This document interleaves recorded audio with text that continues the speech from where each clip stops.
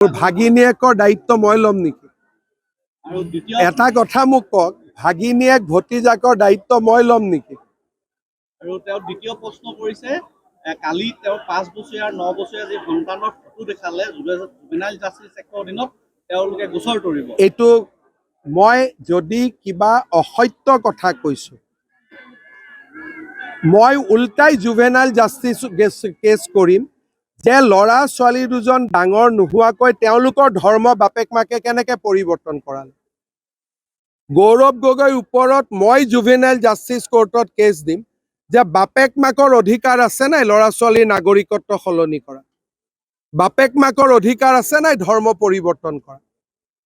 এজন প্ৰাপ্তবয়স্ক ল'ৰাৰ ধৰ্ম পৰিৱৰ্তন হ'ব পাৰে, এজন প্ৰাপ্তবয়স্ক ল'ৰাৰ চিটিজেনশ্বিপ পৰিৱৰ্তন হ'ব পাৰে, কিন্তু বাপেক মাকে এজন ল'ৰা ছোৱালী ধৰ্ম পৰিৱৰ্তন কৰিব পাৰে নেকি? বাপেক মাকে এজন ল'ৰা ছোৱালীৰ নাগৰিকত্ব সলনি কৰিব পাৰে নেকি? যদি গৌৰৱ গগৈ জুভেনাইল জাষ্টিছ কোৰ্টত যায় মই আদৰণি জনাম, কাৰণ ডিবেটটো ডাঙৰ হ'ব। এইটোৰ ওপৰত এটা সিদ্ধান্ত হ'ব যে বাপেক মাকে এজন ল'ৰাক হিন্দুৰ পৰা খ্ৰীষ্টিয়ান কৰিব পাৰে নেকি? ল'ৰা ছোৱালীজনটো সৰু, বুজিয়ে নাপায়। বাপেক মাকে এজন ল'ৰাৰ ৰাষ্ট্ৰীয়তা সলনি কৰিব পাৰে নেকি? মোক আপুনি উত্তৰ দিয়কচোন।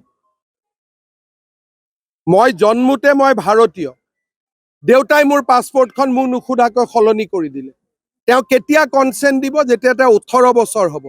গৌৰৱ গগৈ 18 বছৰ বয়সলৈকে ৰখিব লাগিছিল নে নালাগিছিল? গতিকে আচল গোচৰটোতো গৌৰৱ গগৈৰ ওপৰত হ'ব যে ল'ৰা ছোৱালী দুটাক তেওঁ শোষণ কৰি আছে, তেওঁলোকৰ অনুমতি দিয়া বয়সৰ আগতেই তেওঁলোকৰ জাতি ধৰ্মৰ পৰিৱৰ্তন কৰিছে। আৰু যিসমূহ অভিযোগ উত্থাপন কৰিছে এটাও প্ৰমাণ দিব। প্ৰমাণ ইয়াতকৈ কি দিম? মই পাছপৰ্ট ভিছা দেখুৱাই দিলো, আৰু কি প্ৰমাণ লাগে? য'ত মই তেওঁ ক'লে নেকি মই পাকিস্তানত যোৱা নাই বুলি?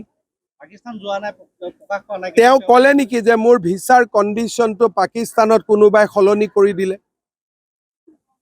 তেওঁ ক'লে নেকি যে মোৰ পত্নীয়ে দৰমহা পাকিস্তানৰ পৰা লোৱা নাছিলে বুলি? কোনটো কথা মোৰ অসত্য বুলি ক'লে? তেওঁ ক'লে নেকি যে মোৰ ল'ৰা ছোৱালী দুটাৰ মই চিটিজেনশ্বিপ চাৰ্টিফিকেট মই বদলোৱা নাই বুলি? তেওঁ কোনটো ক'লে? মই কোৱা কোনটো প্ৰশ্ন তেওঁ ক'লে যে এইটো অসত্য? তেওঁ সেইবিলাক কোৱা নাই, তেওঁ কৈছে যে এটাও প্ৰমাণ কৰিব পৰা নাই। তাকে কৈছো, ময়ো যদি আজি কওঁ যে মই গোটেইবোৰ প্ৰমাণ কৰিলো, তেওঁ ক'ব এটাও প্ৰমাণ নকৰিলো, তেতিয়া সাংবাদিকে কি ক'ব? যে কাগজ দেখাও। মইতো কালি কাগজ দেখুৱাইছো, তেওঁ কোনটো কাগজ দেখুৱালে? আৰু গৌৰৱ গগৈৰ ওপৰত এইটো ডাঙৰ কেছ হ'ব যে ল'ৰা ছোৱালীক নোসোধাকৈ 18 বছৰ নোহোৱাকৈ পাছপৰ্ট সলনি কৰা আৰু ধৰ্ম পৰিৱৰ্তন কৰা, এইটো কিমান ডাঙৰ কেছ হ'ব তেওঁ নিজেও বুজি পোৱা নাই। সংবিধানে বাপেক মাকক অধিকাৰ দিয়া নাই ৰাষ্ট্ৰীয়তা সলনি কৰা। সংবিধানে আৰু আমাৰ দেশৰ কানুনে দেউতাক মাকক অধিকাৰ দিয়া নাই ল'ৰা ছোৱালীৰ ধৰ্ম পৰিৱৰ্তন কৰা।